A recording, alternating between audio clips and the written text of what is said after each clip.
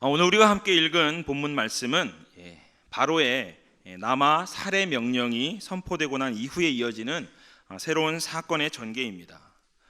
이스라엘 백성들에게 있어서 이 남아 살해 명령은요, 멸망의 선고와도 같은 것이었습니다. 왜냐하면 이 명령은 이스라엘 혈통의 단절을 의미하는 것이기 때문입니다. 따라서 이스라엘 백성들은 아무런 소망도 가질 수 없었을 것입니다. 아마도 그들은 하나님이 자신을 버렸다고 생각하며 그 하나님을 원망했을 것입니다. 하지만 죽음이 선언된 그 자리에서도 생명은 꽃피고 있었습니다. 세상의 최고 권력자 바로도 하나님의 생명의 역사를 막을 수는 없었습니다. 누구도 하나님의 역사를 중단시킬 수 없었다라는 것입니다.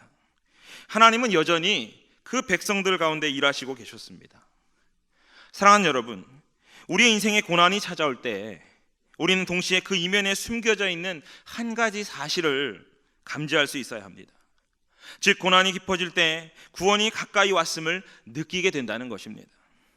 우리 인생의 고통이 시작될 때 구원의 계획도 함께 시작된다는 사실을 믿음의 눈을 가지고 우리가 바라보게 되는 것입니다. 기억하십시오. 아무리 크고 깊은 어둠이라 할지라도 결코 생명의 빛을 삼킬 수는 없습니다. 아무리 미약한 빛이라고 할지라도 그것은 어둠을 이기는 능력입니다. 어둠을 몰아내는 힘이라는 사실입니다. 미국의 옐로스톤 국립공원에 가면요, 로지폴이라고 하는 굉장히 특이한 상록수 종류의 소나무가 살고 있습니다. 이 소나무의 솔방울은 수년 동안 그 나무에 꼼짝없이 매달려서 있는 것처럼 보입니다.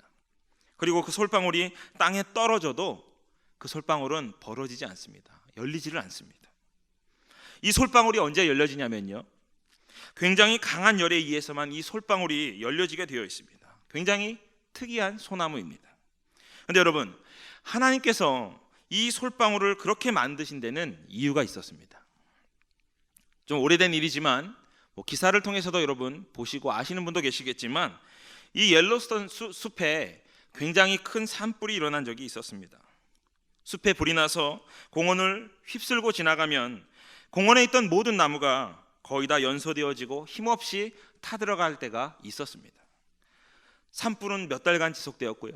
그리고 공원 면적의 36%가 불에 탔습니다. 최소 80만 마리의 동물이 죽었다고 합니다. 그런데 그 불의 열기로 인해서 이 로지폴 소나무의 솔방울이 열리게 됩니다. 그래서 불로 타버렸지만 이 지역에서 가장 먼저 자라나게 되는 그 첫 번째 소나무가 바로 이 로지폴 상록수가 되었다라는 것입니다. 이 나무로 인해 불타버린 이 옐로스톤이 새로운 숲이 되어버렸습니다. 저는 이 이야기가 우리에게 주는 영적인 의미와 영적인 상징이 있다고 생각합니다.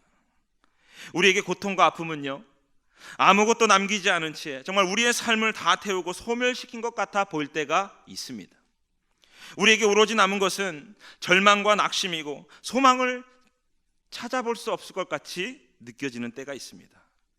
그저 그냥 모든 것을 다 잃어버리고 다 빼앗긴 것 같아 보일 때가 있다는 것입니다. 그런데 그 시련의 불 속에서만 열리는 그 영혼의 솔방울이 있습니다. 우리 영혼의 모든 불순물을 제하고 정련되고 단련된 그 생명의 씨앗, 새 소망의 기운이 숨쉬고 있다는 것입니다. 이 모든 것은 절대적으로 하나님으로부터 쓰여지고 시작된 그 새로운 역사의 포문이 바로 다 타버린 소멸된 그 땅에서 시작되는 것입니다. 사랑하는 여러분, 인간의 절망 끝에서 하나님의 새 역사가 쓰여지게 되어 있습니다.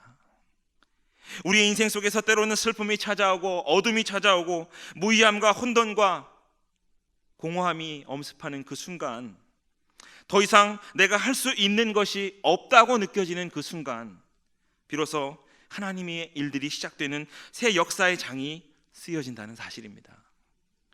오늘 저와 여러분들 우리들의 삶 가운데 그 믿음의 세계를 바라볼 수 있는 그 능력이 있게 되시기를 주님의 이름으로 축원합니다. 바로를 통해 이스라엘 땅에는 엄청난 비극의 소식이 전해졌습니다. 남아 살해 명령이 선포되었습니다. 하지만 하나님의 역사는 그 어두움과 얼어붙은 죽음의 공포를 뚫고 우리가 함께 읽은 것처럼 새 역사의 장을 써내려가고 있었습니다. 우리 인생도 저는 이와 같다고 믿습니다. 여러분 믿으십니까? 우리들의 삶 속에서도 이 삶을 정연케 하시는 성령의 불로 새로워지는 그 놀라운 은혜가 있게 되시기를 주님의 이름으로 축원합니다. 여러분 기억하십시오.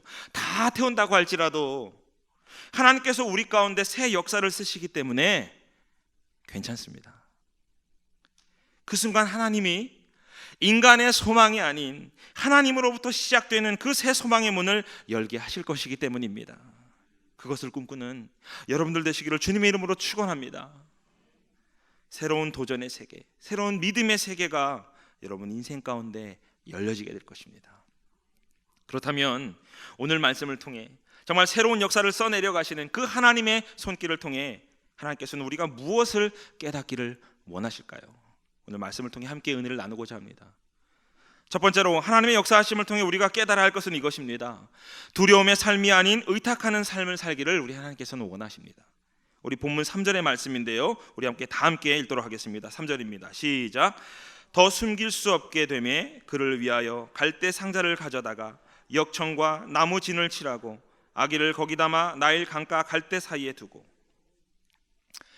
아이의 엄마 요게벳은요 3개월간 그 아이의 준수함을 보고 그리고 그 아이의 특별함을 보고 그를 숨겨두고 키웠습니다.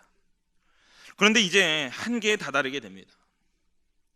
본문에 정확하게 그렇게 쓰여져 있지는 않지만 굉장히 중요한 부분이 이것을 통해서 발견할 수 있습니다. 즉 이 아이의 엄마는 자신이 할 수 있는 것과 자신이 할 수 없는 것의 그 경계를 너무나 잘 알고 있었습니다. 사랑하는 여러분, 우리는 우리들의 인생 속에서 바로 이 분별이 너무나 중요합니다. 우리가 삶을 살아갈 때 내가 할 수 있는 것과 내가 할 수 없는 것을 정확하게 알고 내가 할 수 있는 것에 대해서 그렇게 주어진 것에 대해서 최선을 다하는 그 놀라운 힘이 우리 가운데 있어야 합니다. 즉 내가 할 수 있는 것에 최선을 다하고 할 수 있을 때까지 혼신의 힘을 쏟아야 하는 것입니다. 그리고 난 후에는 무엇이 필요한 것일까요? 그때는 하나님께 맡기는 것입니다. 의탁하는 것입니다. 믿으십니까? 여러분 배가 큰 풍랑을 만날 때 어떻게 해야 하는지 아십니까? 배가 큰 풍랑을 만나고 크고 거친 파도를 만나면 그 배는 파도에 자신을 맡겨야 합니다. 즉 배의 동력을 끄는 것입니다. 그때 그 배는 스스로 자기가 할 수 있는 힘을 내려놓아야 하는 것입니다. 그것이 위험과 위기에 맞설 때에 배가 할 수 있는 최선이라는 것입니다. 그런데 바로 우리들의 영혼 속에도 동일한 원리가 작용한다는 것입니다. 우리가 우리들의 삶 가운데 우리가 해결할 수 없는 삶의 문제들과 또 삶의 상황과 고난의 물살을 만날 때 주님의 인도하심에 나를 맡겨야 답이 열리게 됩니다. 수렁에 빠진 것처럼 헤맬 때 여러분 우리가 움켜쥐는 그 힘은요 오히려 우리를 더 위험에 빠뜨릴 수가 있습니다. 그때는요 하나님께 맡기는 것입니다. 그때 바로 우리는 주님을 의탁하는 것입니다. 믿으십니까? 그것이 바로 우리들의 삶의 현장 속에 필요한 고백입니다. 오늘 갈대상자라는 이 표현을 한번 주목하시기를 바랍니다. 여기 상자라는 단어는요 히브리어로 테바라는 단어입니다. 이것은 성경 속에서 오늘 갈대상자라는 이 단어와 노아가 만들었던 방주를 가르칠 때 외에는 한 번도 사용되지 않았던 굉장히 특별한 단어입니다. 그렇다면 여러분 오늘 갈대상자와 노아의 방주의 공통점은 무엇일까요? 노아의 방주와 오늘 갈대상자의 공통점이 무엇일까요? 그럼 무엇이라고 생각하십니까? 공통점이 무엇일까요? 물에 뜨는 겁니까? 공통점이 무엇입니까? 구원입니다. 그 구원을 항해하기 위해 갇혔던 이 두 개의 테바의 공통적인 특징이 있는데 그 공통적인 특징이 뭐냐면 여러분 그 배에는요 속도를 내는 노와 방향을 결정짓는 키가 없었다는 것입니다. 노아의 방주와 이 갈대상자에는 노가 없었습니다. 그 배를 젓는 노가 없었습니다. 그리고 키가 없었습니다. 핸들이 없었다라는 것입니다. 그저 물결에 의해 가고 바람이 부는 방향을 향해 가는 것이 전부였습니다. 속도를 내서 빨리 가는 것에서도 욕심내지 않고 내가 원하는 방향으로 가기 위해서 안달하지도 않는 것입니다. 이 두 구원의 방주를 운전하시는 분은 바로 하나님이셨습니다. 바람의 방향을 아시고 물결의 크기를 아시는 하나님께서 인도하시고 이끄시는 것이었다는 것입니다. 바로 이것이 하나님의 그 섭리에 의탁하는 사람들이 누리게 되는 특권입니다. 이끄시는 대로, 인도하시는 대로 나아가는 의탁. 그렇다면 그 의탁의 목적지는 어디일까요? 그 목적지는 바로 구원과 은혜라는 사실입니다.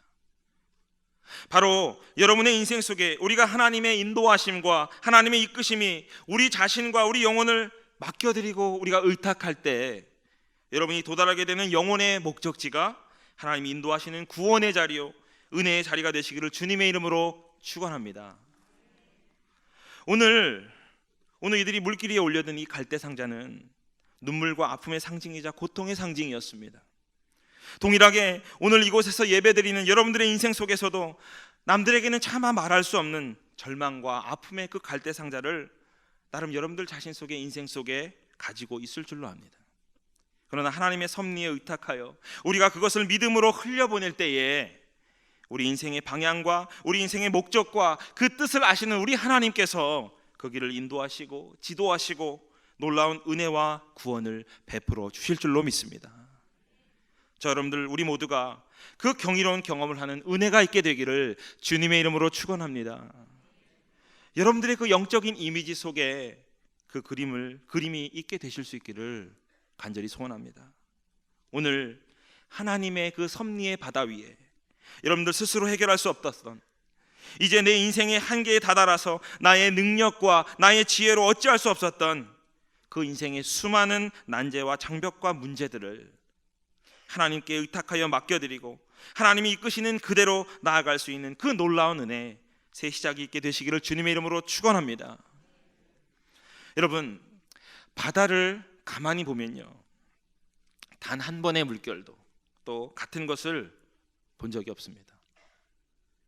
한번 생각해 보십시오.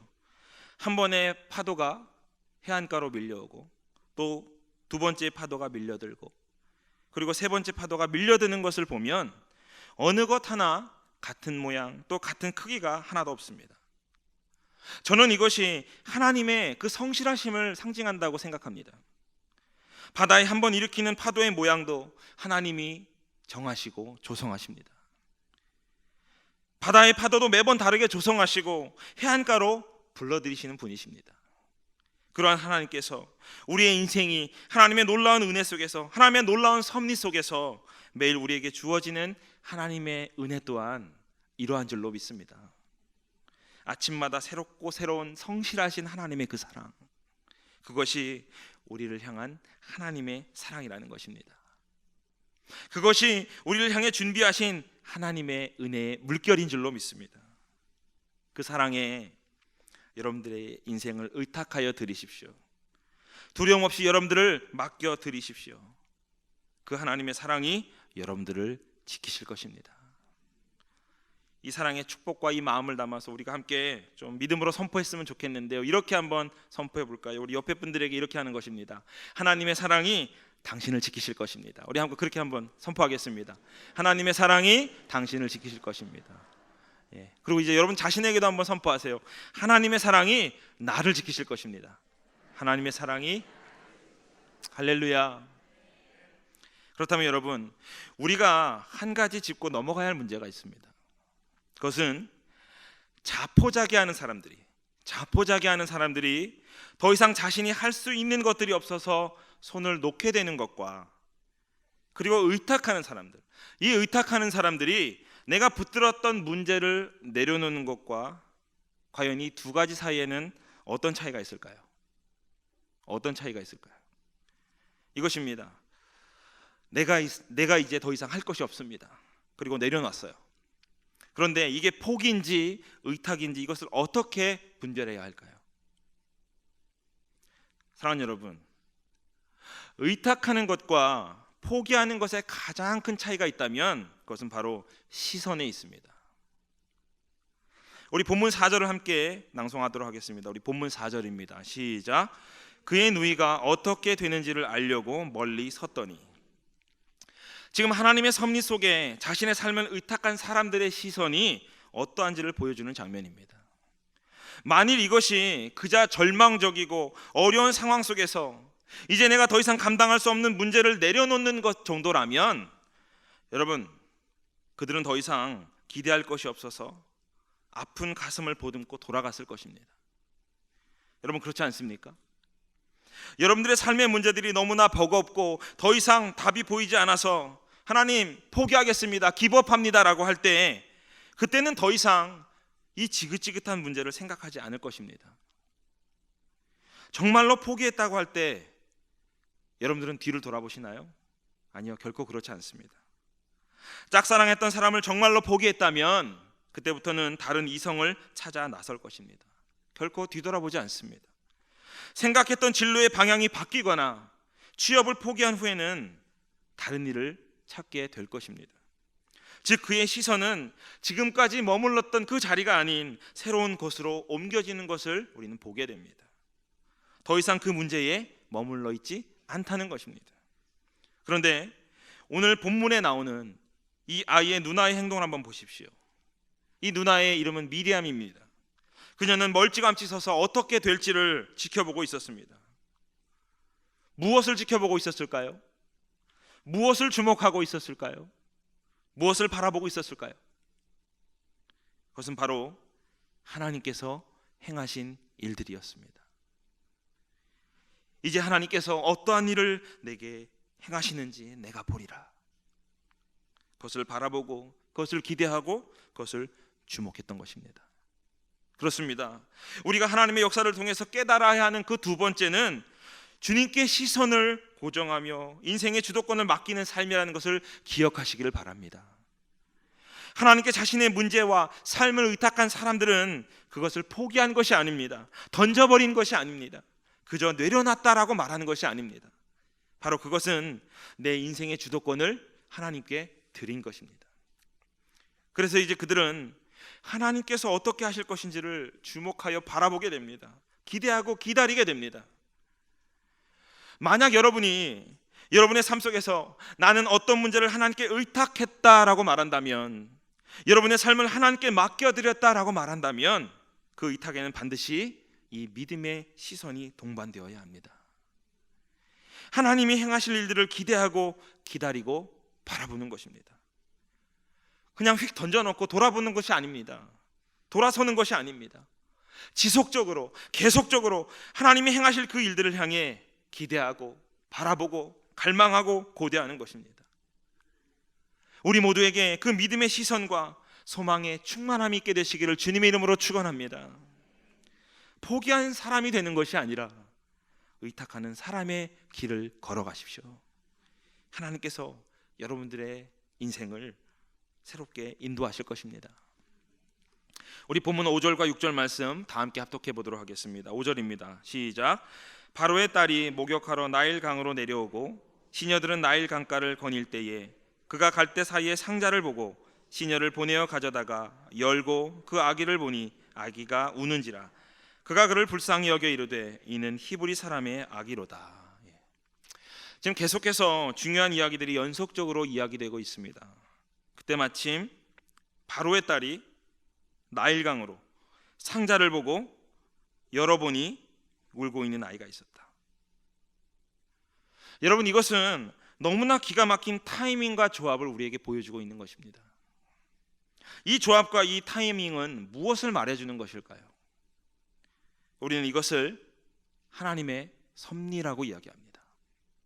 그때 마침 바로의 딸이 나일강으로 상자를 보고 열어보니 울고 있는 아이가 있었다.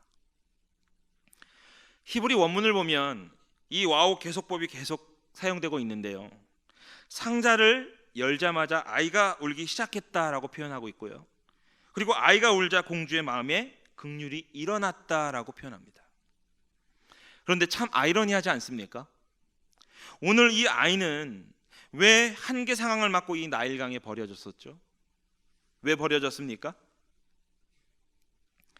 우리는 그것을 오늘 본문을 통해서 제가 의탁이라고 이야기했지만 세상의 관점에서 보면 사실 버려진 것과 같은 의미입니다. 한계에 부딪혀서 날강에 버려졌습니다. 왜죠? 왜 버려졌나요? 날로 우렁차지는 그 울음소리 때문이었습니다. 그 소리를 더 이상 감출 수 없었고 숨길 수 없었기 때문입니다. 아이의 몸은 어떻게든 감출 수 있습니다. 하지만 그 아이의 소리, 그 우는 소리는 감출 수 없었던 것입니다. 그런데 한번 보십시오. 오늘 이 아이는 울음소리에 나일강에 버려지게 되었습니다. 그런데 그 울음소리 때문에 건져지게 되었다는 사실입니다. 아이가 울었기 때문에 바로의 딸은 그를 긍휼히 여기기 시작했다라고 원문 성경에는 그렇게 기록되어 있다는 것입니다. 내가 버림받은 이유와 내가 버림받을 수밖에 없었던 나의 한계든 그 어떠한 그것이 오늘 나를 고통 속에 절망 속에 밀어넣었다라고 생각했는데 그것이 구원의 계기가 되었다는 것입니다. 바로 이것이 하나님의 기이한 은혜의 섭리입니다. 모세를 숨기려고 했던 요게벳에게 이 아이의 울음소리는 여러분 어떤 의미였을까요? 그 울음소리는 죽음과 공포를 상징했을 것입니다. 절망과 고통을 의미하는 것이었을 것입니다. 그 소리는 마치 이별과 상실이 이제 내 눈앞에 다가왔구나, 그것을 느끼며 그것을 보여주는 소리와 같았을 것입니다. 아이의 울음소리가 들릴 때마다 그의 가슴은 너무나 아팠을 것입니다. 두려웠을 것입니다. 염려와 불안이 휩싸였을 것입니다. 그러나 오늘 본문 말씀 속에서 그 울음소리가 구원의 시작을 알리는 열쇠가 되었음을 하나님께서 우리 가운데 말씀하고 계신 것입니다. 그것이 바로 긍휼과 은혜의 도구가 되었습니다.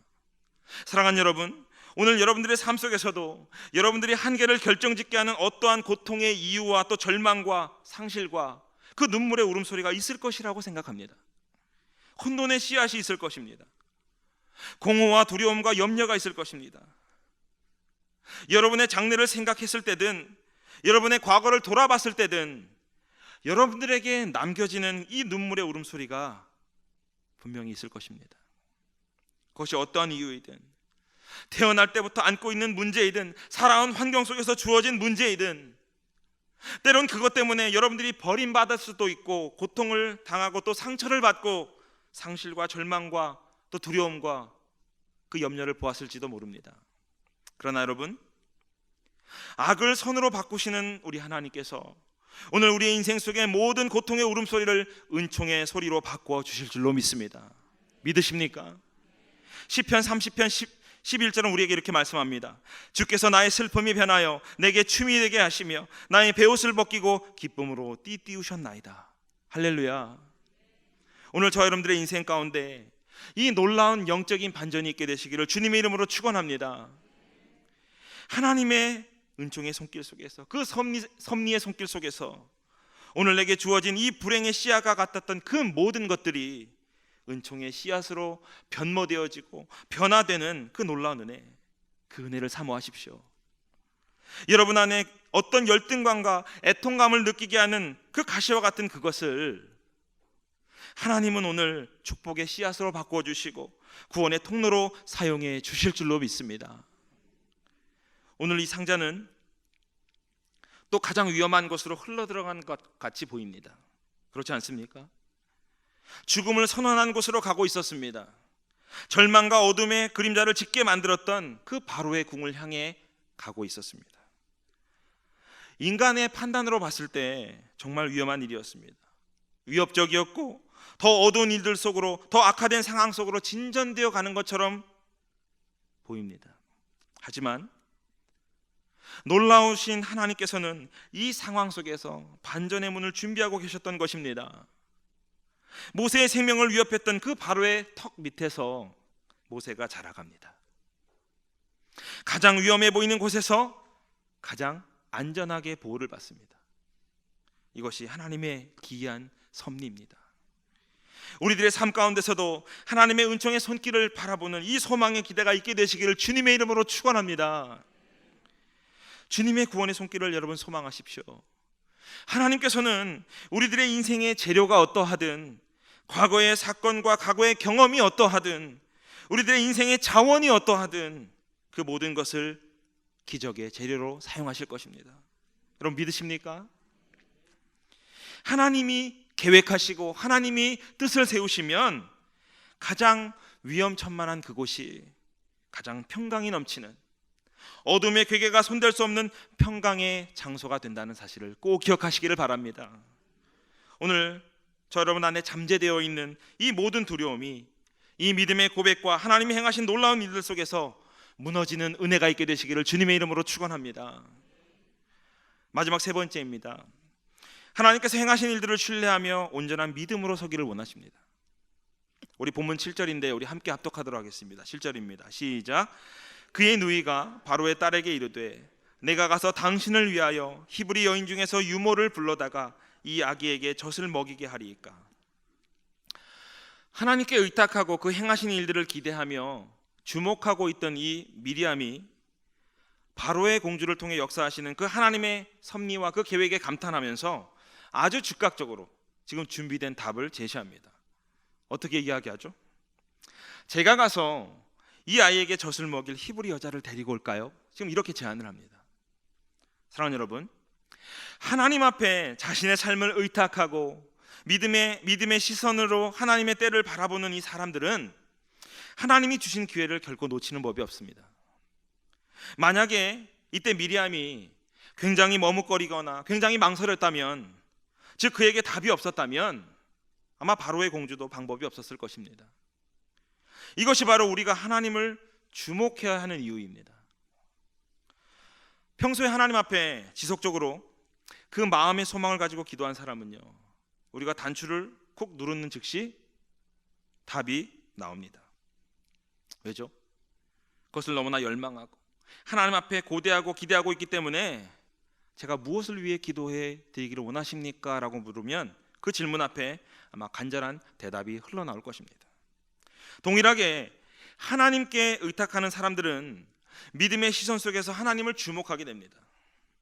하나님을 주목하고 있기 때문에 그 마음에는 주님이 주시는 답을 갖게 됩니다. 그렇다면 궁금한 것이 생깁니다. 그렇다면 미리암은 계획적이었을까요? 계획적이었습니까? 어떻게 이런 계획을 할 수 있었을까요? 이렇게 위험한 계획을 어떻게 할 수 있었을까요? 지금 그의 상황이 너무나 절망적이기 때문에 이 도하님은 뭐야 라는 심정으로 그냥 던진 것입니까? 사랑하는 여러분, 그가 이 정확한 답을 예상했기 때문이 아니라 하나님의 일을 발견하고 하나님의 일을 기대하며 주님을 주목하고 나아갈 때 하나님께서 그 지혜를 그에게 넣어주셨던 것입니다. 이것이 우리가 지속적으로 믿음의 시선을 잃어버리지 않고 주님을 주목하며 바라보고 기대하는 이유가 바로 이것입니다. 하나님의 역사를 기대하고 소망하는 자에게는 하나님이 주시는 지혜가 있다라는 것입니다. 이 놀라운 지혜를 소유하는 은혜가 있게 되시기를 주님의 이름으로 축원합니다. 준비된 사람이 되십시오. 답을 준비한 사람이 되십시오. 우리가 그렇게 되기 위해서는 하나님과 컨택되어 있으셔야 합니다. 주님의 임재 속에 클릭이 되어 있어야 합니다. 그래야 하나님이 그 순간에 영적인 그 파이프관을 통해서 우리 가운데 그 대답을 넣어주시고 우리들이 세상 앞에 무엇을 말해야 하는지, 우리들이 세상의 권세자와 그 지혜자 앞에서 무엇을 이야기해야 하는지 알게 하실 것입니다. 바로 중요한 결정 앞에서 저와 여러분들의 선택이 하나님을 주목하고 바라볼 때, 그 하나님 앞에 의탁할 때에 하나님께서 그 일들을 행하게 하실 것입니다. 하나님의 그 타이밍을 포착하고 그 기회를 놓치지 않는 사람은 바로 하나님 앞에 그 뜻을 드리고 하나님을 기대하고 기다리는 사람이었다는 사실을 꼭 기억하실 수 있기를 바랍니다. 이제 이런 흐름 속에서 하나님의 은혜가 더욱더 급물살을 타기 시작합니다. 우리 본문 9절 말씀인데요, 우리 한 번 더 다시 함께 읽겠습니다. 9절입니다. 시작. 바로의 딸이 그에게 이르되 이 아이를 데려다가 나를 위하여 젖을 먹이라. 내가 그 삭슬 주리라. 여인이 아기를 데려다가 젖을 먹이더니. 여러분, 본문 7절에 불러다가라는 단어와 본문 9절에 데려다가라는 단어를 한번 주목해 주시기를 바랍니다. 불러다가, 데려다가. 지금 미리암이 생각한 최대의 은혜는요, 자신의 어머니 요게벳을 불러다가 모세에게 젖을 물리는 것이었습니다. 그것이 미리암의 생각 속에서 내가 할 수 있는 최대의 기대치의 은혜였습니다. 그런데 하나님이 계획하신 은혜는요, 그보다 훨씬 더 큰 것에 있었다라는 사실입니다. 하나님이 계획하신 은혜는 모세를 그 집으로 어떻게 해요? 데려다가 그에게 젖을 물리고 양육하게 하셨습니다.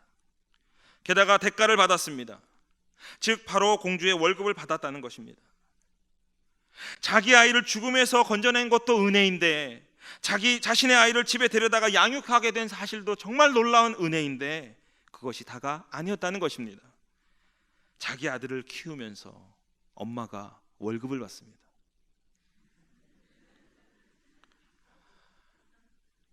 여러분, 이것이 바로 하나님의 기이한 은혜의 섭리입니다. 은혜 위에 은혜입니다. 은혜에 은혜를 더하시는 것입니다. 여러분, 우리가 생각할 수 있는 내 인생에, 우리들의 인생에 최대의 은혜가 있습니다.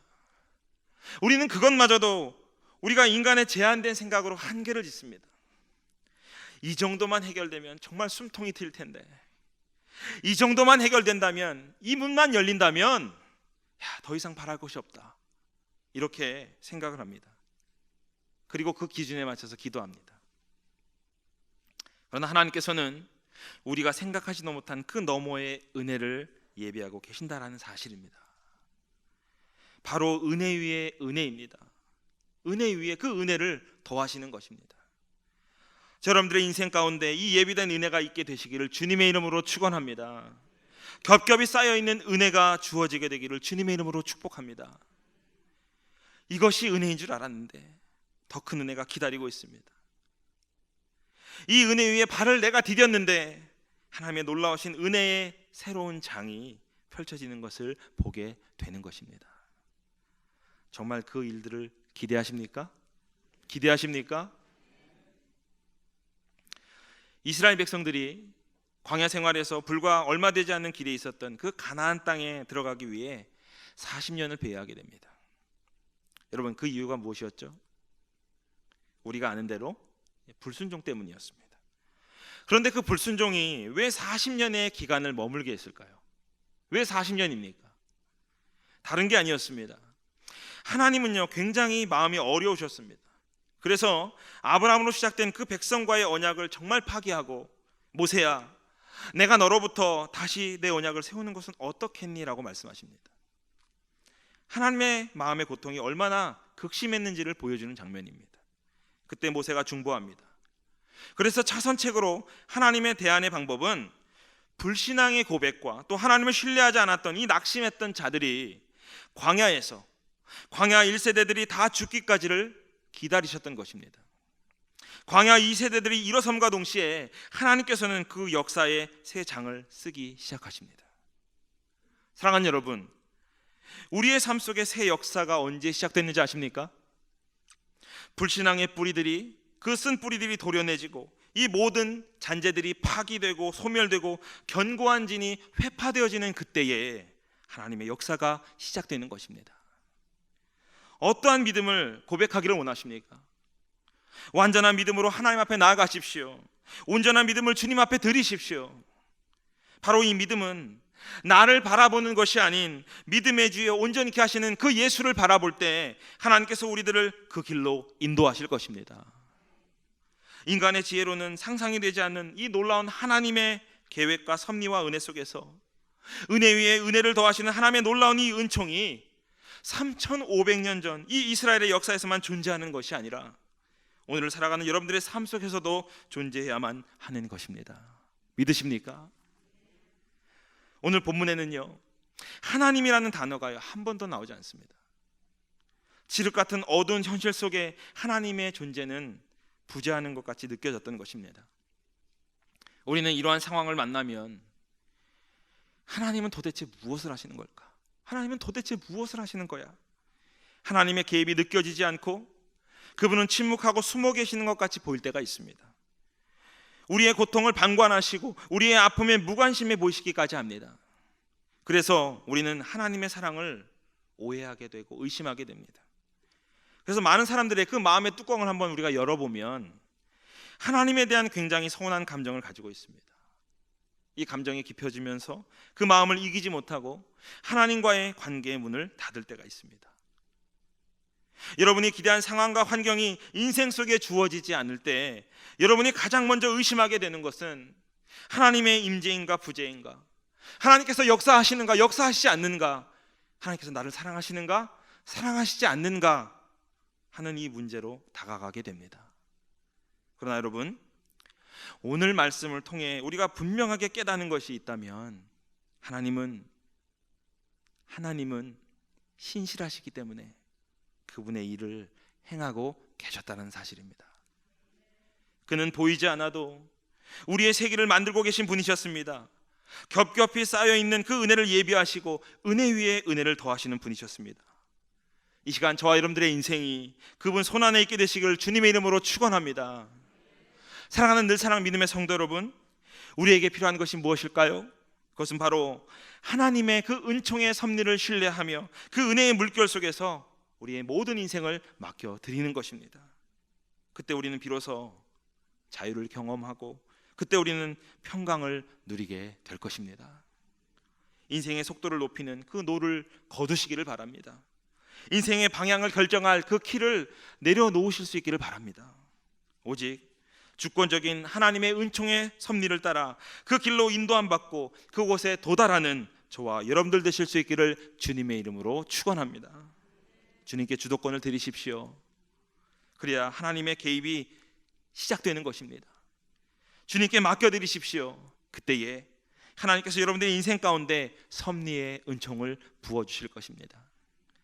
영적인 새로운 전환점이 열리는 새로운 분기점, 새 역사가 시작되는 그 새로운 소망의 문이 함께 기도하며 하나님을 바라보며 주목하는 저와 여러분들의 삶 가운데, 그리고 예배하는 모든 자의 심령 가운데 있게 되시기를 주님의 이름으로 간절히 축원합니다.